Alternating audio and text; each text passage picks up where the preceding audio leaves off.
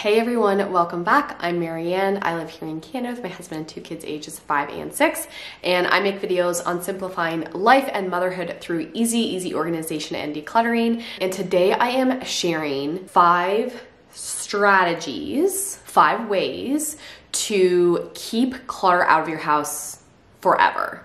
So I know we all love like an extreme purge and extreme declutter. It's like fun to watch. It's satisfying to do. I totally understand that high. Trust me, like of all people, I get it. However, over the last few years, our family has been living super simple, super clutter-free. And I have found we've got to the point over the last couple of years we really don't have to do big declutters anymore.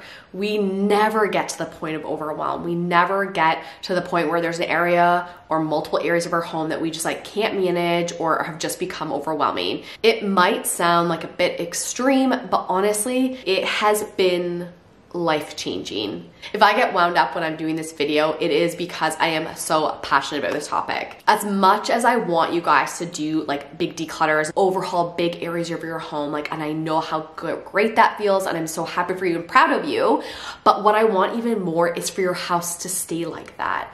I want you to have this like calm when you walk in your house all the time, because I am here to say it is possible and it is amazing. So 5 tips for how we kind of achieve that, or how you could get started to live the same way. Number 1 is to have a donation station. Basically, this is a spot where you're gonna toss all your donations, all your outgoing items. And my friend Dana, who's also a professional organizer here in Ontario, she referred to it recently as a donation station, and I love that idea. So I am stealing it and reusing that today and calling it a donation station. What this means is you are going to have a permanent spot in your home where outgoing items are going to live all the time. Because in real life, there will always be something that you need to leave the house. This is going to make this part of a regular routine for your family, a habit, something that eventually you will not even think about. It will just be second nature. This will look a little different for everyone. Our area, I don't need it in my face anymore because we're so used to getting rid of stuff. So my donation station is in our basement, in our crawl space. It's tucked away so I don't have to look at everything, but I know exactly where it is, and I can just whip things down the stairs as I need to, as I want things out of this house, and then I toss it in the pile. Realistically, not all of our donations or outgoing items are going to go to the same spot. I will sort things by, I'm gonna donate some of these books to our little free library, or I am going to take some of these kids' clothes for consignment, or I'm going to pass along this baking dish because I remember my best friend just said she didn't have one and I bet she could use it, so I'm gonna eventually take that to her. But to get started, you don't need to be picky. You don't need to worry about, what it looks like or what kind of box you use or how many bags there are. Just make this one designated spot in your home where outgoing items are going to live all the time. These are things you're going to get rid of that aren't garbage, but these are things that you're going to get rid of. As soon as that spot is full or overwhelming or like looks bad, or you're ready to do a donate drop off, you pick everything up, you put it in your car, and you get it out of your house.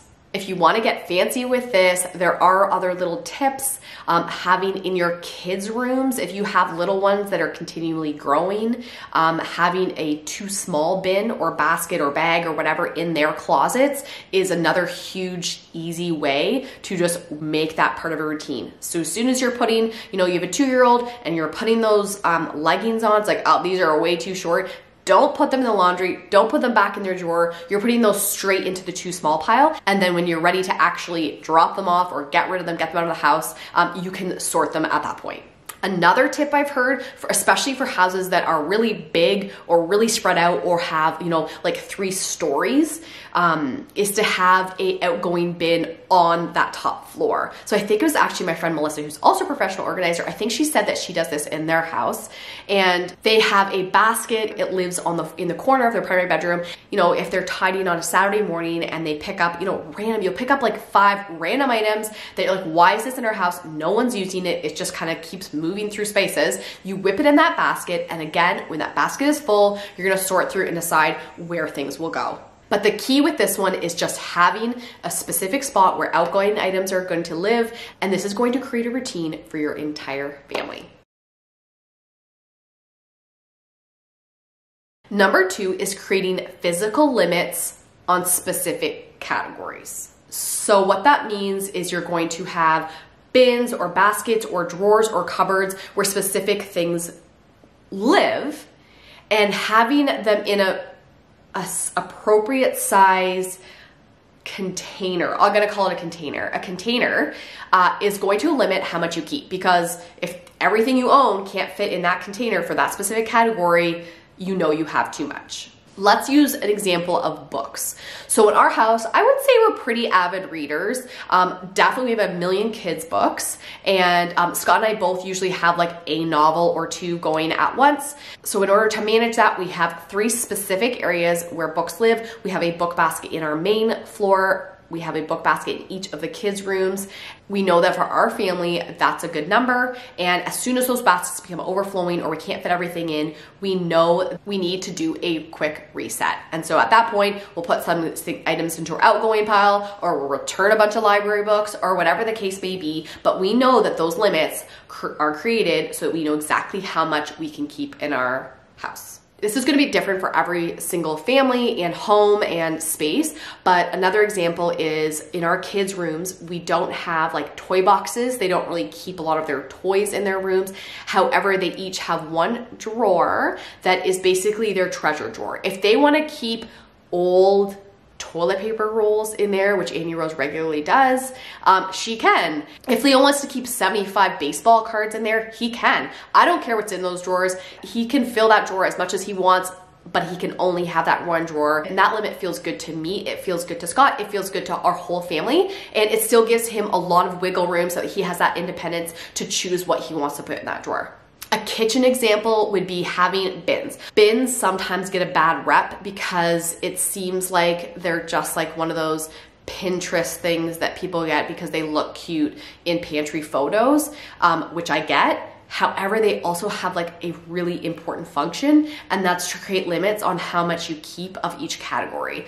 Let's say you have a snack bin that holds all of your little chips and your crackers and your jelly beans and whatever else you want to keep in there, and that you have the perfect bin, is the perfect size, it has a label on it, you love it, it's a great system for you and your family. But then all of a sudden, 2 weeks later, this bin is overflowing. There's chip bags, half empty chip bags. There is like, it's a lot going on there. You know that there's too much in there and you need to do a quick reset. Same thing with, say, baking supplies. A lot of times we find baking supplies get out of control, especially with things that, you know, that have been there for maybe 5 years because they bought them once for a new type of Christmas cookie they wanted to try. And now all of a sudden they have 13 half-used icing containers. And it's like, what is going on with this baking container?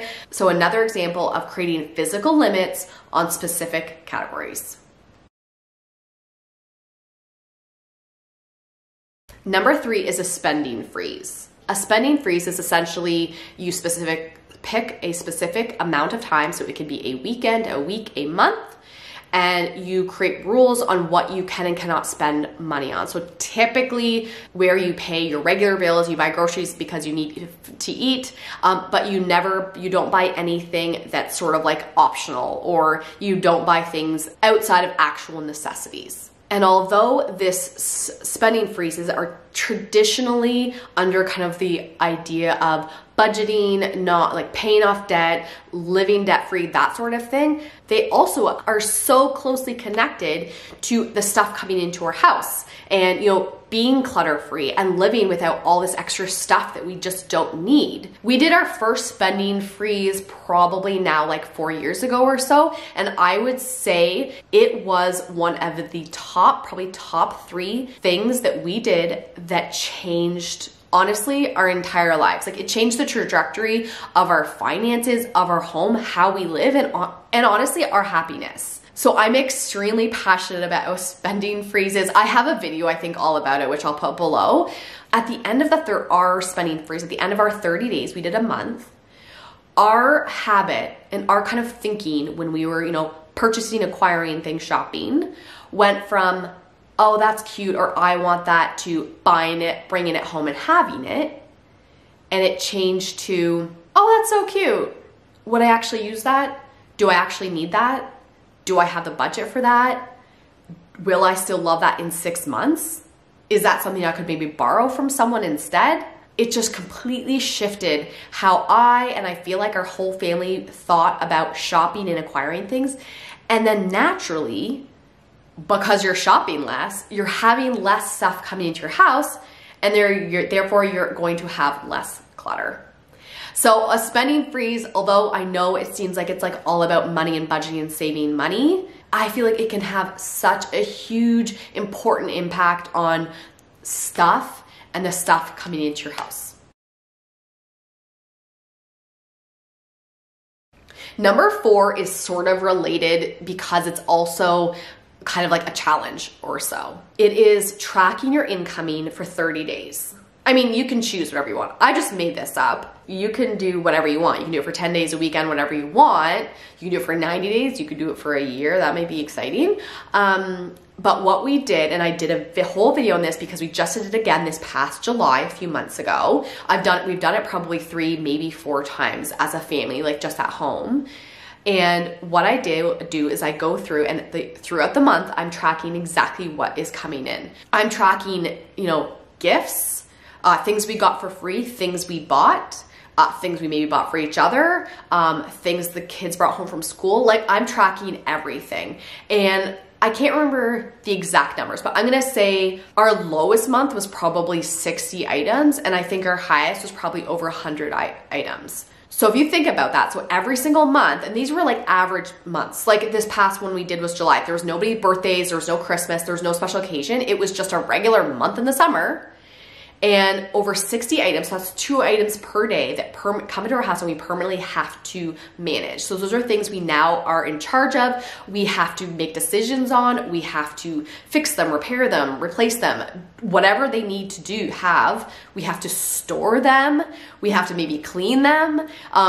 So these are all these extra things that are coming to your house that we have to look after and are taking up our time, our energy, our resources. So the question is, do we want these things? Do we need these things? Are these things making our life better? So with the 30-day challenge of tracking the incoming items, the most important thing I will say is if you do it, come at it with a feeling of grace and patience and just like neutrality. So like be very neutral about it. Don't think, you don't want to be judgy. You don't want to be judging yourself. You don't want to be judging your other family members. You don't want to be judging other people. You don't want to all of a sudden be so PO'd at your mother-in-law because she keeps bringing stuff over. That's not the point of it. The goal is to all of a sudden, you're going to see where this stuff comes from. And that is going to, make you be able to slow the incoming and maybe stop it in certain categories. It almost gives you like a feeling of, okay, like that makes sense. That's why our dining room table is covered with stuff, 360 days a year. Like, I get it now. I understand. It's not my fault. This is how quickly things come in. If you do this challenge, if you track your incoming, let me know. I want to hear how it goes. I want to hear how it goes for you and what you found out. Number 5, my final tip is to get the entire family on board. So if you are the sole person in your home and you have multiple family members in your home, if you are the person that was only responsible for managing stuff, getting rid of stuff, organizing your stuff, that can be very lonely and exhausting. And not only that, we have a lot of clients where when they're the ones that are kind of taking that responsibility on, they all of a sudden become the nag to everyone. Not only is it their responsibility, but now like they're the ones having to manage everyone else dealing with their stuff. And they're the ones that have to be constantly managing that. That takes a toll. I'm going to create a video this fall that is all about getting your family on board with decluttering and organizing and making sure it's a family affair. So I'm not gonna go into like crazy detail with it today, but I will say for our family, this was huge. When it started, and I feel like I've shared stuff like this before, when it started, I definitely was like kind of like the ringleader, I would say, I guess. I'm the one who pushed this, I'm the one who wanted this, and I felt like it was really important. But over the years, I feel like I'm not at all alone about it anymore. I feel like Scott, my husband, is like equally, maybe not as equally as passionate as I am, but I do feel like he definitely respects it and he has embraced it. That is for sure. He's absolutely embraced it. A few years ago, Scott and I designated roles and specific duties for our home and our family and our marriage. And one of those things was that I am responsible for kind of like the organizing, decluttering, obviously, which makes sense. But it's not like I feel like that's so much on my back. Like I feel like we're working together. I rarely feel frustrated or alone anymore. Annie Rose, who is 5, will consistently, like probably at least once a month, maybe a couple times a month, will come to me and say like, oh, I'm done with this, or you can pass this along to so-and-so, or, you know, this one doesn't fit me, let's pass it on. This has become part of her nature, part of her habit, which makes it so much easier. And same thing, Leo, who's 6, but he also understands that this is part of life and part of our family and part of our routine. And if, say, for example, I'm going through his toys, he will say, no, I'm done with that. If I ask him a question, yeah, I'm done with that. No, I don't play with that anymore. And he doesn't hold on to things. You know, at 6 years old, he doesn't understand the big picture. He doesn't see, you know, how that's helping him, but he does respect and understand that that's important to me. It's important to our family. It's a value that we carry. And I am extremely grateful for the fact that he sees that. So if you're struggling to get your family on board, keep an eye out for video coming soon, like in the next couple of months. I think I have mine on my schedule. So, and I will give like some specific things that have worked for us and helped us along the way.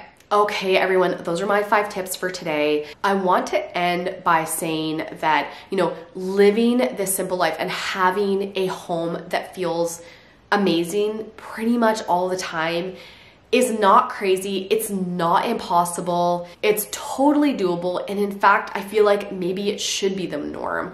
This life and world where we constantly have stuff, a ton of stuff in our house, and we're constantly acquiring new things and bringing new things to our house, like the level that's become normal, I feel like it's not normal. And I kind of feel like maybe there's other people who feel the same way. And if so, I'm here to say that living sort of like against the norm and against the grain, it's worth it. It might feel like weird and awkward in certain moments of your life, but it's totally worth it. It's amazing. It feels so good and has made our life like 1 million times better.